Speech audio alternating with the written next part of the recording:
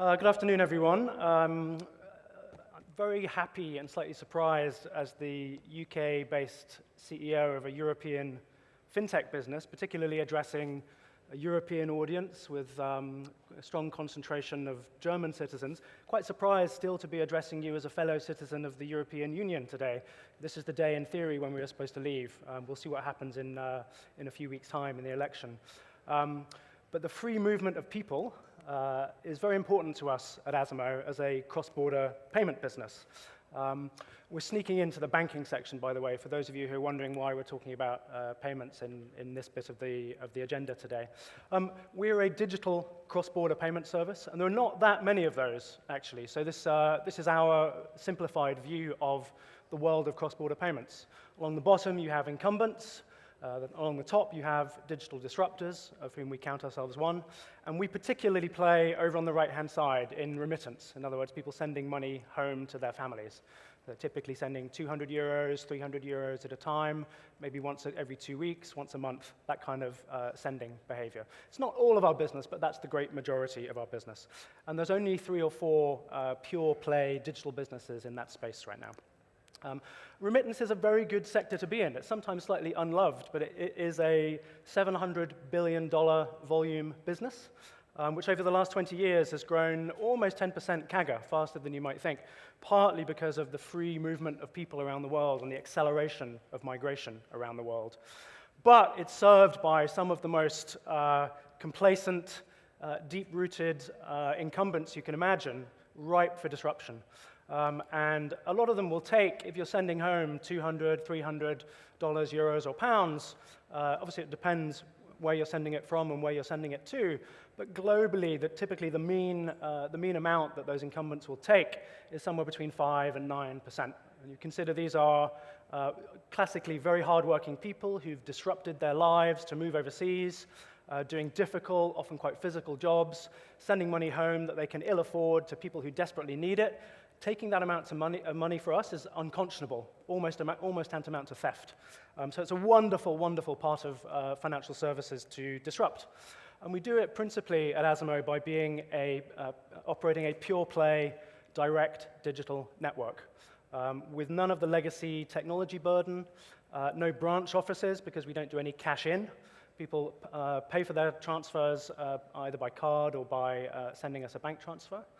And with massively fewer intermediaries than you find with a traditional incumbent cross-border payment business. So whereas they will typically take between 5% and 9%, for us, obviously it depends on where the payment is going to and from, but our typical take rate is between 1% and 3%. And you find that broadly in sort of digital disruption. It's mostly been led in this first generation on price. We are a European business, hence my happiness that those of you who are going back to the rest of Europe tomorrow are not going to need special visas to get there. You can send money with Azimo from almost any country in Europe to almost any country in the world. About 25 different markets at the moment, and we support 7 different sending currencies, so sterling, euro, and then the Swiss and Scandinavian currencies as well. And Europe's been a very good place as a money transfer business with global aspirations. It's been a very good place for us to cut our teeth.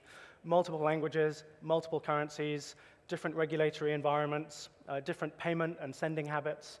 And happily, in about a month's time, we'll expand out of Europe for the first time. We'll be enabling people to send money from Hong Kong starting in December. We're not just a mobile-first business. We're almost a mobile-only business.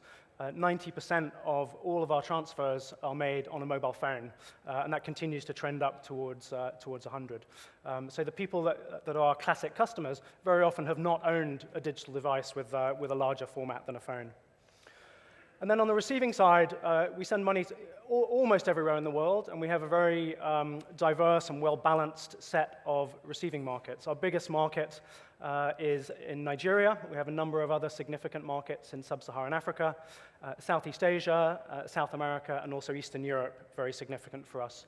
All in all, we support more than 80 different payout currencies, and you can get your money into a bank account, you can pick it up in cash, we send to a wide range of mobile wallets, you can top up mobile phones.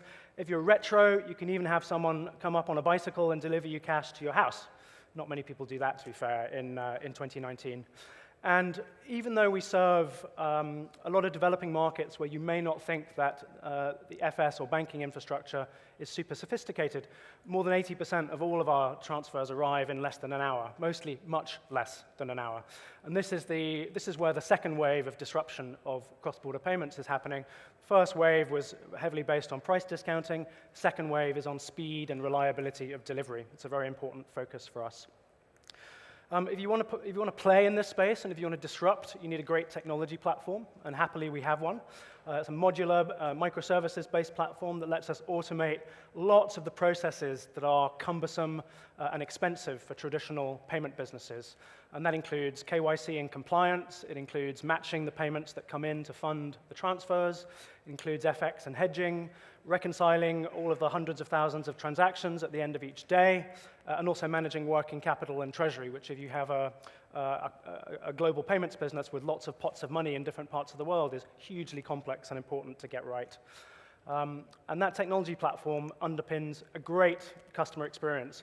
2 very highly rated apps. If you don't have them, do download them today, give them a whirl. Very, very positive sentiment on Trustpilot.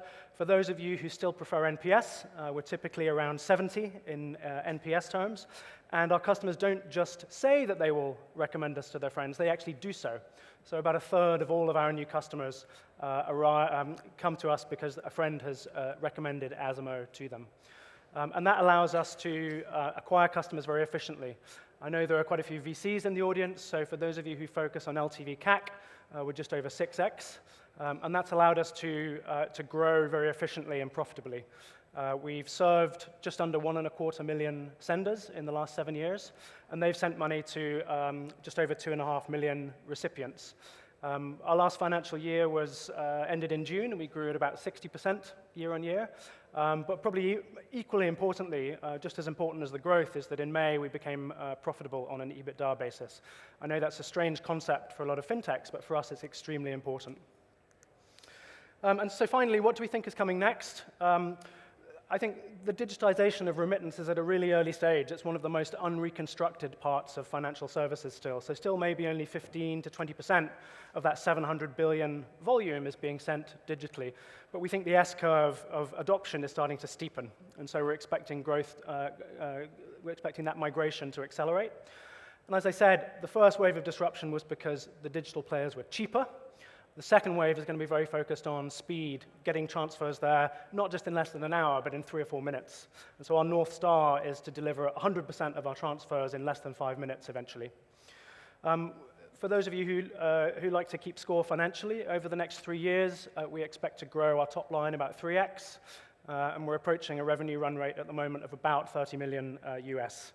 And that'll come not only from growing the core business, but from expanding outside Europe, and then growing a nascent but very fast-growing small business segment.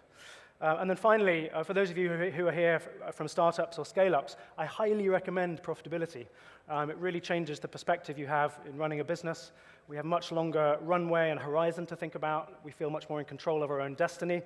And every startup thinks that they have a noble and virtuous mission, and that they're disrupting something that deserves disruption. But if you want to keep doing that, ultimately you have to make money, or else somebody else will take over and do it instead of you. So to continue delivering our mission, we think it's very important that we grow and stay profitable as we grow. And that's it. Thanks very much.